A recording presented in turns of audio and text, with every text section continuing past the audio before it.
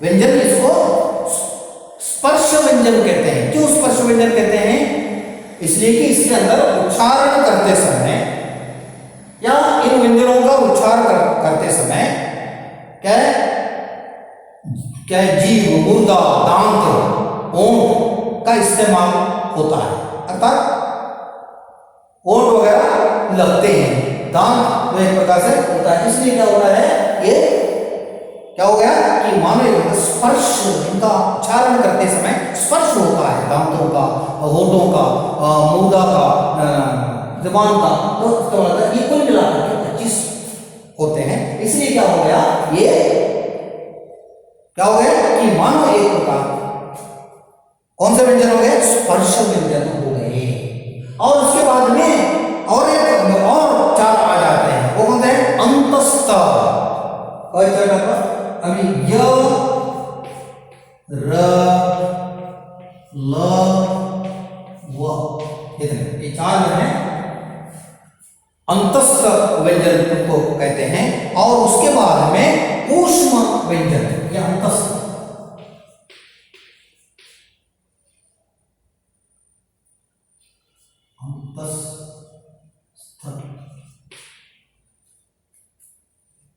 अंतस्थ व्यंजन, उसके बाद में ऊष्म व्यंजन, ऊष्म य, र, ल, व, श, श, स, ह, ये 4। तो ये स्पर्श व्यंजन 25, ये अंतस्थ व्यंजन क्या है, य, र, ल, व, ये 4 है। उसके बाद में ऊष्म व्यंजन श, श, स, ह। तो अंतस्थ व्यंजन मतलब क्या है, जिसके अंदर क्या है, अंतर रूप में जो है एक प्रकार से उसको बोलते हैं, अर्थात उसको उच्चारण करते समय क्या होता है, व्यंजनों का और स्वरों का को लेकर जो है उपयोग होता है, इसलिए इसको अंतस्थ व्यंजन कहते हैं। ऊष्म व्यंजन, ऊष्म व्यंजन किसको कहते हैं, ऊष्म व्यंजन उसको कहते हैं, इसको उच्चारण करते समय मानो एक प्रकार से क्या होता है, गर्म हवा मुंह से निकलती है या एक प्रकार से रगड़ होती है, इसलिए उसको क्या है, ऊष्म व्यंजन कहा जाता है। श, श, स, ह। कुल मिलाकर कितने हुए, ये 25 और ये 4 और ये 4, 8। 25 और 8 कितने हुए, 13 और 33 हो गया ना। तो इसलिए भी 25 के बाद में 25 1 2 3 4 5 य, र, ल, 4 8 33 होने के बाद हम कितने हुए, 33 हुए ना, 33 व्यंजन, उसके बाद में 11 स्वर, 3 4 44, अर्थात हिंदी में कुल मिलाकर या हिंदी वर्णमाला में 44 वर्ण या अक्षर होते हैं। अब यहां पर आपको एक संदेह होगा कि बात है, देखो अभी हिंदी के अंदर शत्रज्ञ,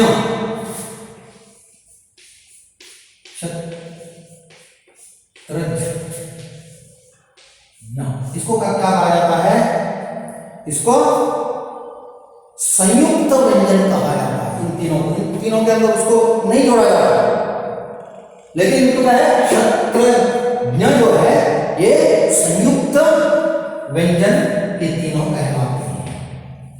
इस प्रकार हिंदी वर्णमाला में कुल मिलाकर के 44 वर्ण या अक्षर होते हैं। शत्रज्ञ को संयुक्त व्यंजन कहा जाता है। तो ये आपको एक सामान्य जानकारी के रूप में मैं आपको एक प्रकार से आज दे रहा हूं। इसके बाद में प्रिय विद्यार्थियों, आपको मालूम होगा कि हिंदी साहित्य का एक दौर है। हिंदी साहित्य के दौर के अंतर्गत जिसको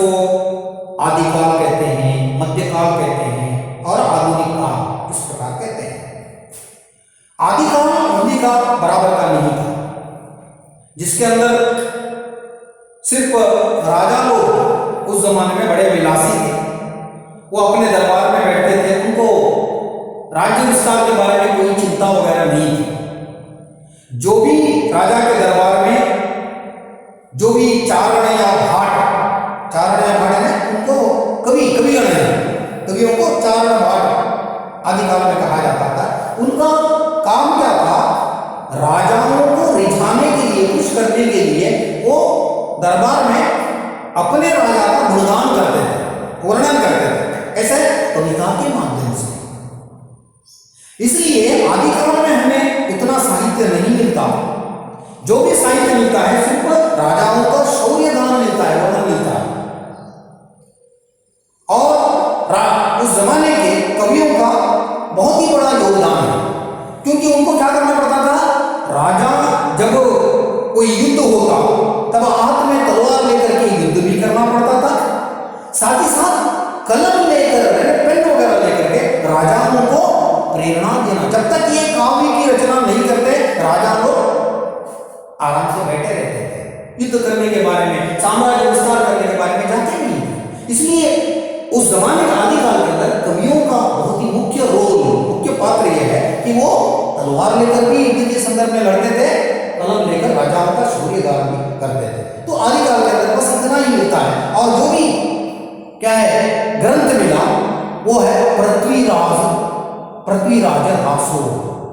पृथ्वीराज नाम का जो राजा थे, उसका पूरा शौर्य वर्णन पृथ्वीराज रासो में। पृथ्वीराज रासो एक ग्रंथ है, नरपति नाम का ग्रंथ है वो, उसके अंदर उसके बाद बहुत सारे शौर्य गान के काव्य आ गए। इसके अंतर्गत हम्मीर रासो, कुमान रासो, इस प्रकार के ग्रंथ हमें मिलते हैं। उसके बाद आदिकाल के बाद में मध्यकाल आता है। मध्यकाल के अंतर्गत मैं थोड़ी सी जानकारी दे रहा हूं हिंदी के बारे में। मध्यकाल के अंतर्गत पूर्व मध्यकाल, उत्तर मध्यकाल आता है। पूर्व मध्यकाल उसको भक्ति काल कहा जाता है। भक्ति काल हिंदी साहित्य के अंदर स्वर्ण युग कहा जाता है, क्योंकि जितनी मात्रा में साहित्य हमें मिला भक्ति काल में, उतनी मात्रा में कभी नहीं मिला।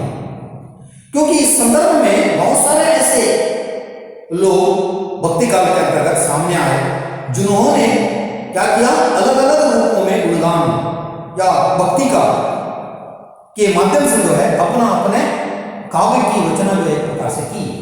तो अभी भक्ति काल के अंतर्गत भी बात ऐसी आ गई कि वहां पर सगुण भक्ति धारा, निर्गुण भक्ति धारा, इस प्रकार की धारा जो है आ जाती है।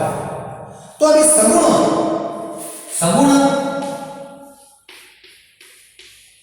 सगुण भक्ति, दूसरी निर्गुण भक्ति, दो धाराएं हैं भक्ति काल के अंदर। तो सगुण भक्ति क्या है, निर्गुण भक्ति क्या है?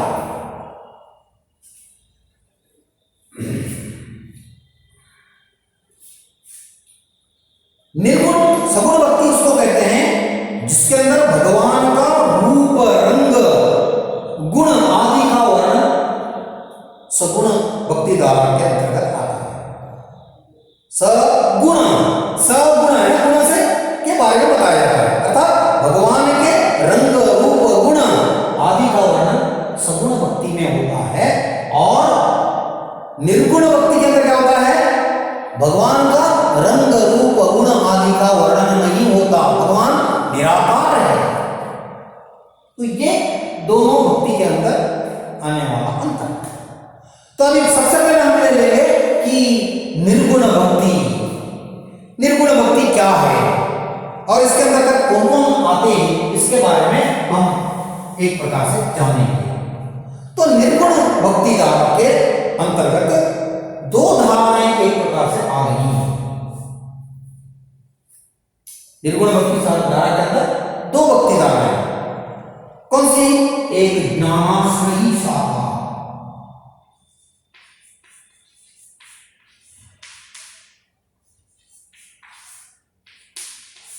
ज्ञानाश्रयी शाखा, दूसरी प्रेमाश्री।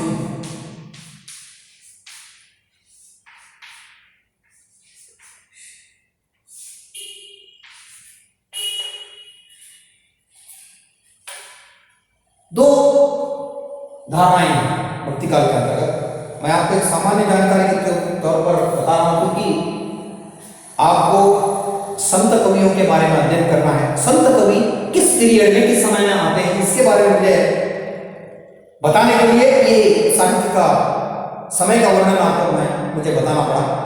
इसलिए ज्ञानाश्री शाखा है निर्गुण भक्ति धारा के अंदर दो धाराएं ज्ञानाश्री शाखा। ज्ञानाश्री शाखा के मुख्य प्रवर्तक कौन है? आप उनके दोहों को पढ़ते हैं, मतलब संत कबीर दास। इस ज्ञानाश्री शाखा के एक मुख्य कवि प्रवर्तक माने जाते हैं ज्ञानाश्री शाखा के। उसके बाद में प्रेमाश्री शाखा। प्रेमाश्री के अंतर्गत कौन आता है? प्रेम ज्ञान के अंदर है ज्ञान ही श्रेष्ठ, इसके बारे में प्रेमाश्री एक प्रकार से शाखा। तो प्रेम को ही आधार मानकर क्या एक प्रकार से चलने वाले ये धारा एक प्रकार से आ गई। तो यहां पर अभी बात आ जाती है ज्ञानाश्री शाखा के बारे में। ज्ञानाश्री शाखा के मुख्य प्रवर्तक कबीर मैंने कहा। तो कबीर के बारे में आप जानते हैं कि कबीर किस प्रकार के कवि हैं। कबीर के बारे में उनका ग्रंथ ही, उनका ग्रंथ का नाम बीजक, और उनकी भाषा कौन सी है? सदुक्कड़ी भाषा कहते हैं या खिचड़ी भाषा भी उनके भाषा को कहा जाता है नाम कबीर के बारे में। क्योंकि अभी बात ऐसी है कि कबीर ने स्वयं अपने पद के अंदर बताया है कि मसीह कागज चियो नहीं, कलम गई नहीं हाथ। उन्होंने स्वयं एक अपने दोहे में बताया, देखो मैं कभी भी कलम मैंने पेन को मैंने छुआ नहीं, पकड़ा नहीं। इस प्रकार मैं एक अनपढ़ हूं, इस प्रकार वो बताते हैं। लेकिन हिंदी साहित्य को इतना सारा ज्ञान का भंडार उन्होंने दिया, उनके दोहे पद वगैरह हैं जो बीजक नाम के ग्रंथ में है।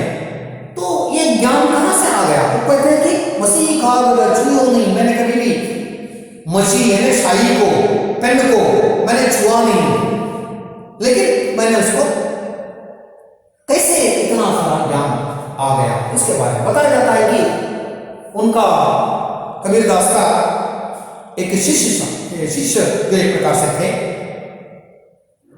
और उन्होंने क्या किया, उनके जो भी दोहे होते, पद होते जो मुख से निकलते उसको नोट करके रखता था, और वही आज हमें पद के रूप में, दोहों के रूप में हमें देखने को मिलते हैं। ऐसे में कबीरदास के अंदर वो एक ऐसी शक्ति थी, जहां कहीं भी जाते उनके मुख से काव्य निकल पड़ता था। इसलिए बताया जाता है कि वे एक संत होने के नाते एक प्रदेश से दूसरे प्रदेश में जाते हैं, वहां कुछ दिन रहते, वहां की जो भाषा है ना उसके शब्द, इसलिए कबीर की भाषा को खिचड़ी भाषा, सदुक्कड़ी मतलब क्या है? साधुओं की भाषा कहा जाता है। खिचड़ी भाषा इसलिए है कि उनके दोहों को देखेंगे आप, उनके दोहों के अंदर पंजाबी भाषा के शब्द भी देख सकते हैं, अरबी भाषा के भी देख सकते हैं, तुर्की भाषा के भी देख सकते हैं।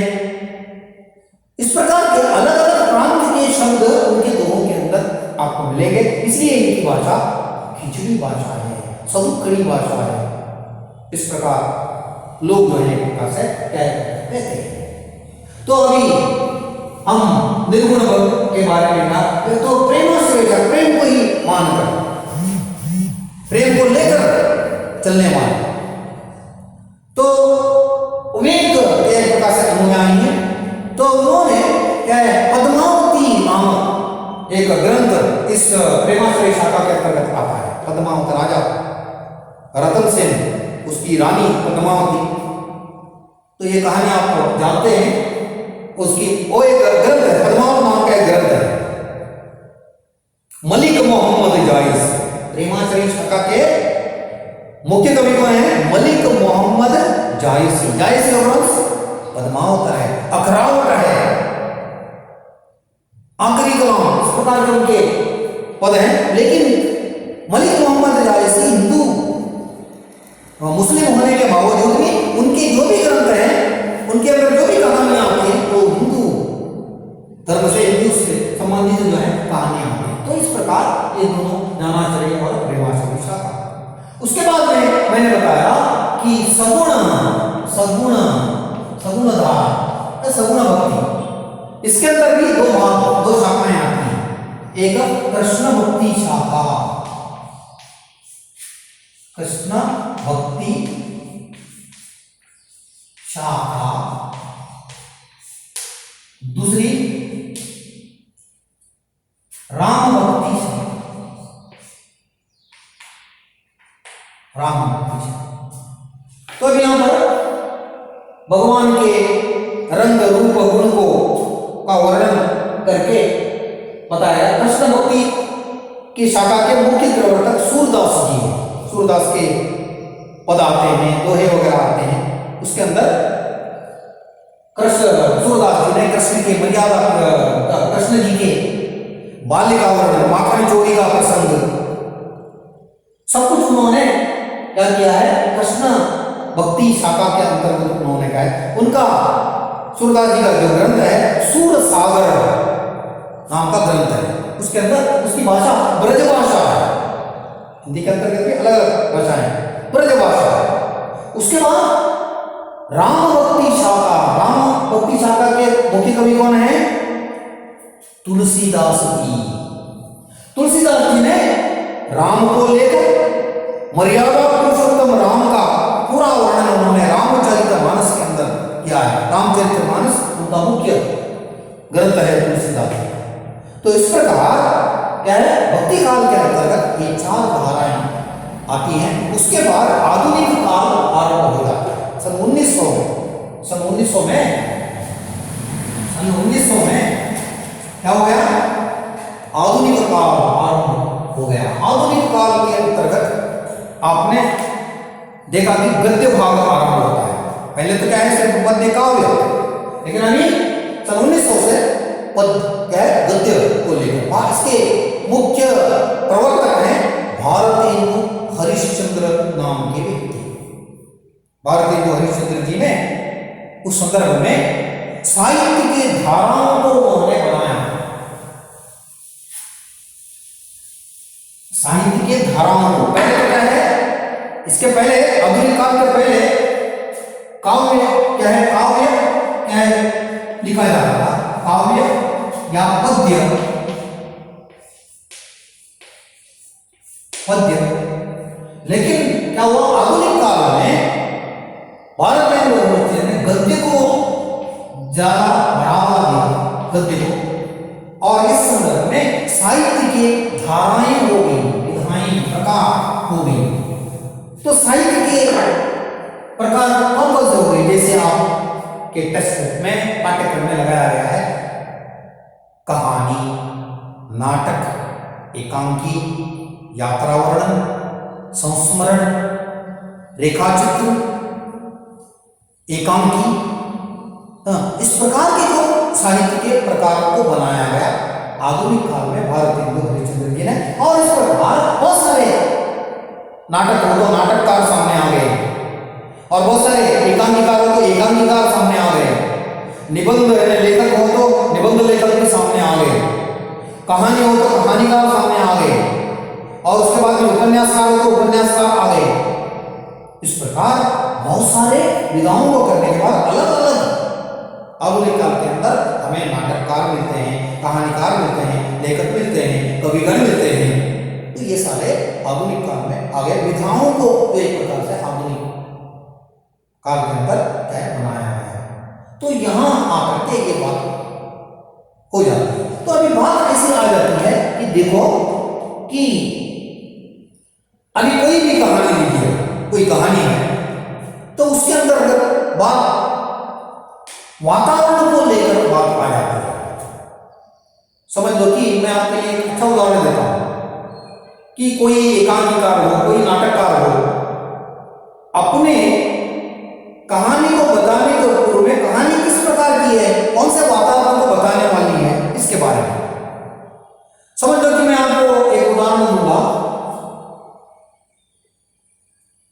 कि कोई कहानी ऐसी है जो महाभारत और रामायण से संबंधित है, तो आपने वहां पर देखा कि भाषा कैसी होनी चाहिए वहां पर, इसके बारे में। तो अभी एकांकीकार हो या नाटककार हो, वो भी क्या करता है, वातावरण को देखकर उसी प्रकार की भाषा को पात्रों के अंदर जोड़ेगा। जैसे आपको पहल क्या आया, जैसे रामायण आया, रामायण सीरियल रामायण, उसके बाद में महाभारत सीरियल आया, महाभारत। तो अब ये सीरियल कैसी है, एक पौराणिक कथाओं के आधार पर। जब इसको बनाते वक्त इसको बनाने वालों को क्या करना पड़ा कि रामायण और भारत महाभारत को बताने के संदर्भ में वहां पर ज्यादा से ज्यादा संस्कृतनिष्ठ भाषा का प्रयोग, हिंदी के अंदर भाषा का ऐसा प्रयोग करना पड़ता है। यानी समझ लो कि महाभारत और रामायण के अंतर्गत पात्र शुद्ध उर्दू के रूप में, अरबी के रूप में भाषा को बोलेंगे तो रामायण के अंदर, महाभारत सीरीज के अंदर कोई मजा नहीं आएगा। इसलिए रामायण और महाभारत के अंदर जो भी पात्र हिंदी भाषा का प्रयोग करते हैं वो कैसी है, संस्कृतनिष्ठ भाषा, संस्कृतनिष्ठ हिंदी भाषा, संस्कृतनिष्ठ हिंदी उसको कहते हैं। तो इसलिए रामायण महाभारत में देखिएगा हर एक डायलॉग, पितामह पधारिये, विराजिए, आयुष्मान भव, तो ये सारे संस्कृत शब्दों का प्रयोग किया गया रामायण और महाभारत के अंदर, क्योंकि कथा कौन सी थी, पौराणिक कथा थी, और सिचुएशन को, उस वातावरण को बताना चाहिए था, इसलिए ऐसा करना ही पड़ता है। वातावरण के अनुसार, समय के अनुसार भाषा का प्रयोग सीरियल